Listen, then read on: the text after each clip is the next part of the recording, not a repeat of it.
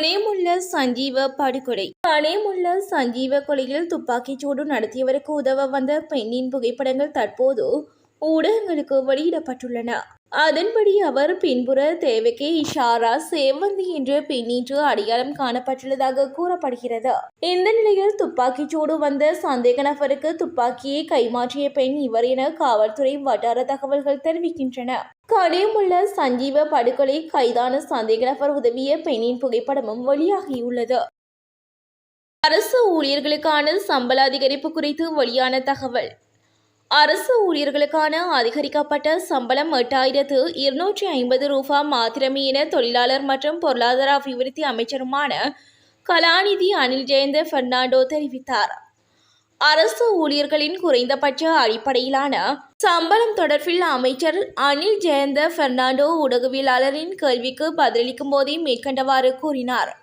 மேலும் அரசு ஊழியர்களின் குறைந்தபட்ச அடிப்படை சம்பளம் 15,750 ரூபாவால் அதிகரிக்கப்படும் என ஜனாதிபதி அனுரகுமார திசாநாயக்க வரவு செலவு திட்ட உரையில் குறிப்பிட்டிருந்த போதும் 8,250 ரூபாய் மாத்திரமே அதிகரிக்கப்பட்டுள்ளது.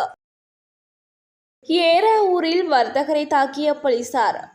மட்டக்களப்பு ஏறாவூர் மயிலாம்பள்ளி பகுதி பிரதான வீதியில் மது போதையில் சிவில் உடையில் மோட்டார் சைக்கிள் ஒன்றில் பயணித்த 2 போலீசாரின் மோட்டார் சைக்கிளை முந்தி சென்ற வர்த்தகர் ஒருவரை போலீசார் இருவரும் இடைநிறுத்தி வர்த்தகரை தலைக்கவசத்தில் தாக்கியதில் படுகாயம் அடைந்துள்ளார். அதனையடுத்து வர்த்தகரை தாக்கிய போலீசார் இருவரும் அங்கிருந்து தப்பி ஓடியுள்ளதாக தெரிவிக்கப்படுகிறது.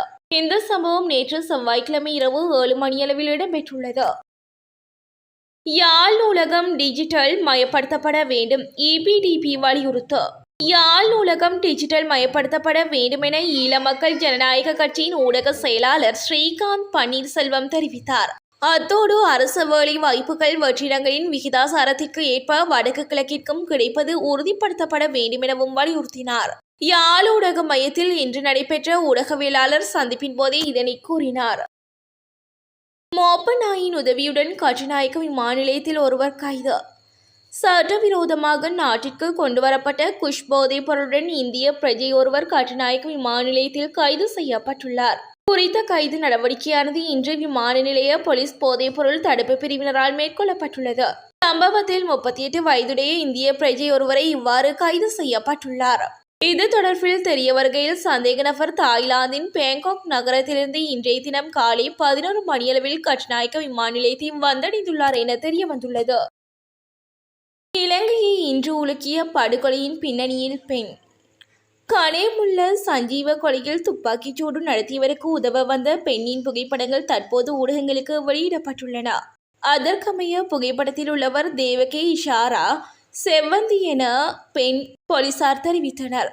கொழும்பு புதுக்கடை நீதவான் நீதிமன்றத்தில் இன்று காலை நடந்த துப்பாக்கிச் சூட்டில் கொல்லப்பட்ட பாதாள உலக கும்பல் தலைவர் கனேமுல்ல சஞ்சீவ கொலை செய்த நபருடன் மற்றொரு பெண்ணும் வந்ததாக போலீஸ் ஊடக பேச்சாளர் சிரேஷ்ட புத்திக மனதுங்க தெரிவித்தார்.